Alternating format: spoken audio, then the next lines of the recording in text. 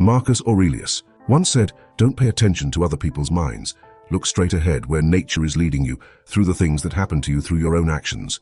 From the first moments we begin to understand the world around us, we are taught about the importance of kindness, sharing and thinking of others before ourselves. However, has anyone ever warned us about the possible risks of being overly good and helpful? As we explore this aspect, it's vital to recognize that we live in a world where we don't always receive the same amount of kindness as we offer. This is because there are incredibly generous individuals who give away not only their time and compassion, but also financial resources, often exhausting themselves emotionally and financially. Given this, the question arises, can being excessively generous actually put our own lives at risk? It's intriguing to consider the extent to which generosity can have implications that go beyond the simple act of helping others. Such reflection leads us to explore the boundaries between being useful to society and ensuring our own well-being. After all, in a world where demands are constant and varied, it is crucial to find a balance that allows generosity to be expressed without compromising the emotional and financial health of those who practice it. This consideration of the limits of generosity not only invites us to reflect on our role in society, but also highlights the importance of preserving our own physical and mental health when seeking sustainable ways to contribute to the common good. Therefore, when considering the possible risks of being excessively good and helpful, it becomes essential to explore strategies that allow us to be generous in a conscious and balanced way, thus promoting a positive impact on our lives and those around us. Be surprised by the unexpectedly terrible effects that kindness can have on you. Number 1.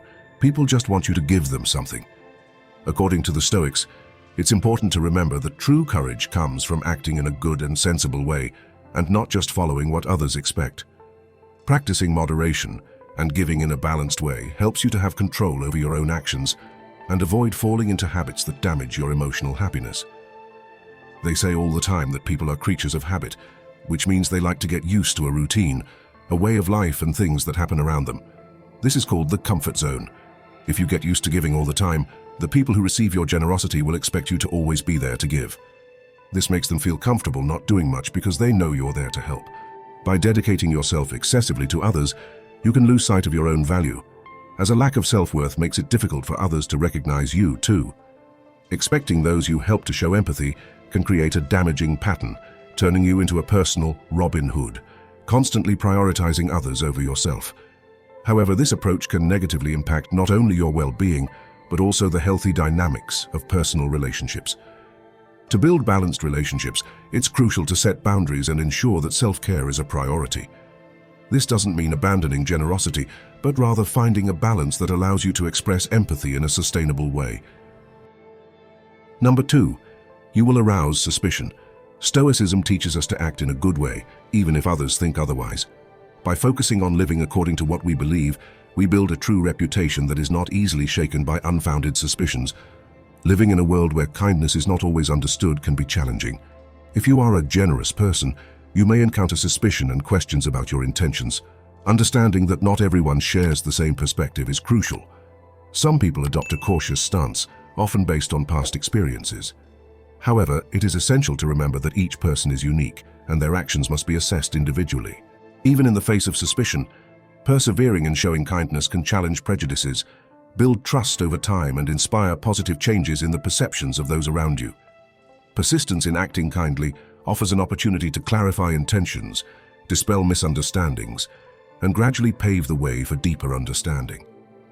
By resisting discouragement and continuing to offer help, even when encountering resistance, it is possible to positively impact the way generosity is perceived, contributing to a kinder and more receptive environment. By facing challenges and maintaining a positive attitude, you can be an agent of change, encouraging others to see kindness as a powerful force for building meaningful connections and relationships. Number 3. You will be seen as a weak person and will be treated as such. Stoicism tells us to build our internal strength and personal control. By setting limits and practicing personal discipline, we can show others that we are dedicated to our own responsibilities and values, earning their respect instead of being seen as weak. When you are overly dedicated to helping others, you can be seen as an authority on the subject you are collaborating on. However, if you don't set clear boundaries, you run the risk of being perceived as weak, unable to say no and set healthy boundaries. People may begin to rely on you to transfer your responsibilities, confident that you are unlikely to refuse. However, by incorporating the word no into your interactions, something surprising happens. People begin to feel a previously unimaginable sense of respect for you. By setting limits and expressing your needs, you demonstrate an inner strength that not only protects your well-being, but also lays a more solid foundation for healthy relationships. When you're too dedicated to helping others, you can be seen as an authority on the subject you're collaborating on. However, if you don't set clear boundaries, you run the risk of being perceived as weak, unable to say no and set healthy boundaries. People may begin to rely on you to transfer your responsibilities, confident that you are unlikely to refuse. However, by incorporating the word no into your interactions, something surprising happens. People begin to feel a previously unimaginable sense of respect for you. By setting limits and expressing your needs, you demonstrate an inner strength that not only protects your well-being, but also lays a more solid foundation for healthy relationships. Number 4. You will attract suckers into your life, but never people who are willing to share. Stoic philosophy offers a valuable perspective on building genuine, mutually beneficial relationships. It reminds us that the people who come into our lives do so in response to the energy we radiate into the world around us. This energy is shaped by the way we approach life and daily interactions. If we are immersed in an atmosphere of negativity, we are likely to attract people with pessimistic outlooks, emotional shadows, and less positive intentions. Conversely, when we cultivate a positive energy, we become magnets for people full of positivity, generosity, enthusiasm, diligent effort, and joy. The dynamic between our energy and the relationships we attract highlights the importance of maintaining a constructive and optimistic approach to establishing healthy and enriching bonds. However, there is a trap in indiscriminate generosity. By giving without discretion, we run the risk of losing our own energy, which causes us to vibrate at a lower frequency. This lower vibration makes us susceptible to attracting people in need and even profiteers. These individuals may not have the intention or the means to offer help in return. They are only interested in getting as much out of us as possible, without expressing gratitude or reciprocal commitment. Therefore, understanding how to balance our generosity with protecting our own energy becomes an essential part of the process of building healthy and fulfilling relationships. Number 5. You can create unrealistic ideas about people. The Stoics said that it's important to accept situations as they are and not depend on the way others act in order to be happy. When we help without expecting much in return, we avoid being disappointed and we practice not becoming too emotionally attached, which brings us more peace. We are rarely generous in a totally selfless way. Consciously or not, when we give a lot of ourselves, we expect others to do the same when we need something important. However, people are so used to looking after themselves that they think it's normal for you to be able to handle everything, both your things and theirs. Especially your own, otherwise why would they be taking responsibility for you? The truth is that your expectations of receiving the same in return may not be met, and the result can be irritation, tiredness, frustration, and disappointment. However, if you think about it, people aren't failing you. They're doing what you should also be doing, taking care of your own responsibilities. The problem is not people's actions themselves, but the expectations we place on them. That's where disappointment comes from. Number 6. You can create an addiction. The Stoics advocated balance and self-control.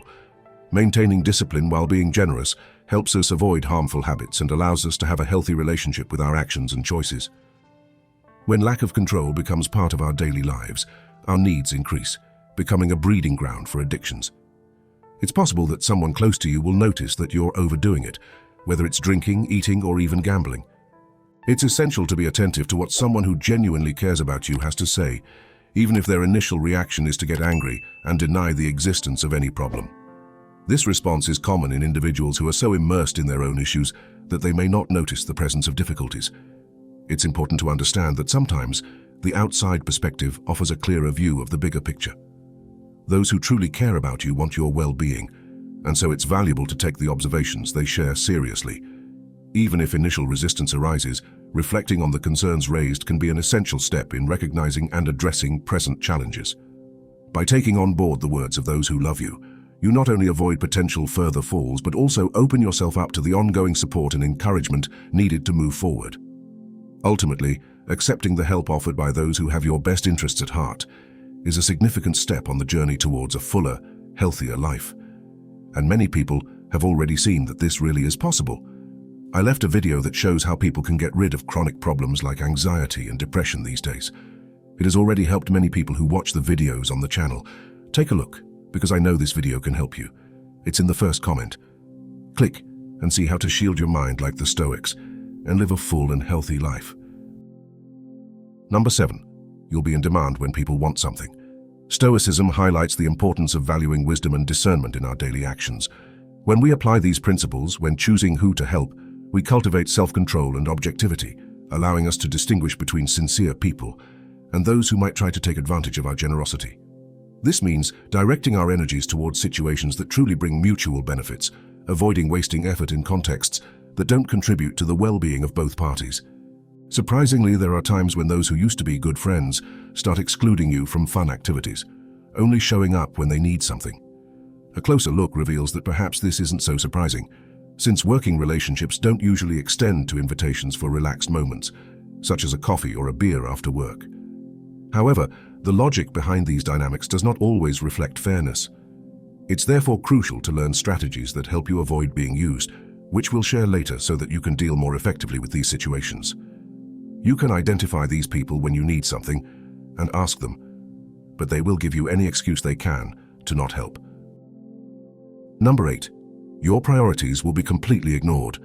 The Stoics said that it is very important to live sensibly and well. Setting limits and prioritizing your own responsibilities is crucial to maintaining balance and not giving up who you really are and what is important for your good. If you devote yourself completely to what is important to other people, you may be running away from something inside you that causes pain and fear. How do you feel at weekends when you're alone or when you come home knowing there's no one waiting for you?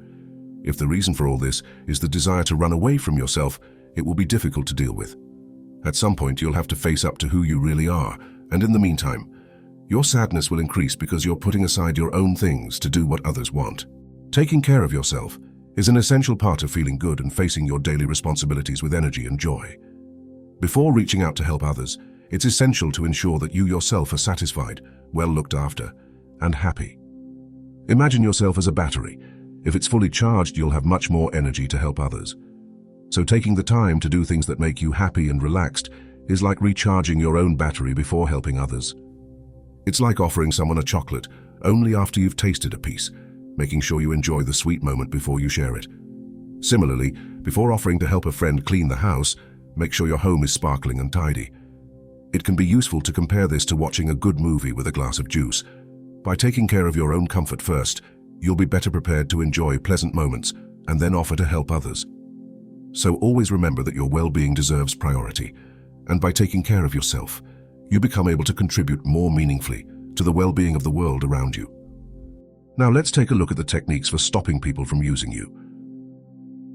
Technique number 1. Don't hesitate to use the power of the word no.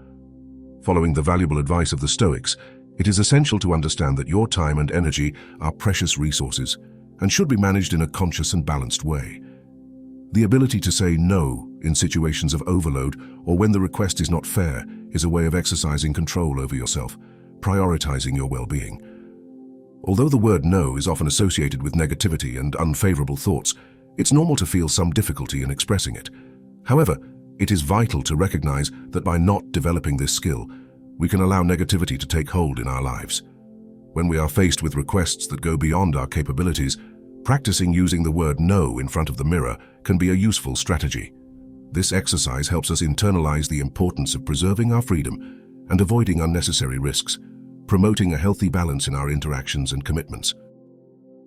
Technique number 2. Setting aside a special moment for yourself is a valuable practice, in line with the Stoics' teachings on self-discipline and self-respect. It is essential to dedicate an exclusive time and space to taking care of your well-being, engaging in activities that bring you joy and satisfaction. Whether it's practicing yoga, drawing, or simply listening to music while enjoying a cup of tea, the key is to get involved with what makes you happy. Prioritizing these moments should not be taken lightly. On the contrary, it is advisable to include them in your daily or weekly schedule. When someone asks you to collaborate during this precious time, it's crucial to be respectful of yourself and, if necessary, refuse the request, emphasizing that your commitment is to yourself, not necessarily to the person in question. In this way, by saying no, you protect your time and space dedicated to taking care of yourself, allowing yourself to enjoy these moments without regrets. If you don't feel comfortable being so direct, you can offer to help at an alternative time, making it clear that your availability is limited as you have your own life to look after. Technique number 3. Listening to what your feelings have to say is a valuable practice, especially when following the Stoics' idea of knowing yourself. By paying attention to the nuances of your emotions and feelings, you can gain precious insights into your reactions and needs. The Stoics believed in the importance of looking inwards, reflecting on your own experiences to understand how you respond to situations and identify what you really need. This attention to feelings becomes fundamental when assessing whether you are overworking yourself and becoming emotionally tired. Recognizing the signs of emotional overload, such as lack of energy, irritation, or feelings of being used, allows you to adjust your priorities and find a healthy balance. The positive feeling of helping others should be like floating on cloud 9, bringing joy and satisfaction. However, if these feelings are replaced by discomfort, it's crucial to listen to yourself. Identifying when something beyond your responsibilities is negatively affecting your well-being is an important step towards maintaining mental health and ensuring that the help offered doesn't compromise your own emotional balance. Technique number 4. Recognizing the people who consume your energy and keeping a healthy distance from them is an essential practice, in line with the Stoics' teachings on self-discipline and discernment. It is crucial to develop the ability to identify which relationships are truly beneficial and which have the potential to leave you emotionally drained. By distancing yourself from individuals who consistently drain your energy without offering positive contributions, you are not only looking after your own well-being, but also applying the principles of personal control advocated by the Stoics to your interpersonal relationships. Understanding that trying to help someone who consumes your energy can be ineffective is a valuable lesson. Often these people burden you with complaints, problems, and a pessimistic outlook on life. By understanding that offering help may not result in positive changes, you are protecting your own energy and preserving your inner peace. These people are often unwilling to solve their own problems, as this would require giving up the habit of complaining, something they are not ready to do. It is therefore important to recognize when help can be counterproductive and to focus on healthier, more constructive relationships. These relationships are built on trust, time, and effort, so you can have a much better life with those who love you by your side. But to be able to build relationships like this, you have to get rid of some destructive anti-Stoic habits that may be influencing your personality. Click on the video on the screen and see what these habits are right now.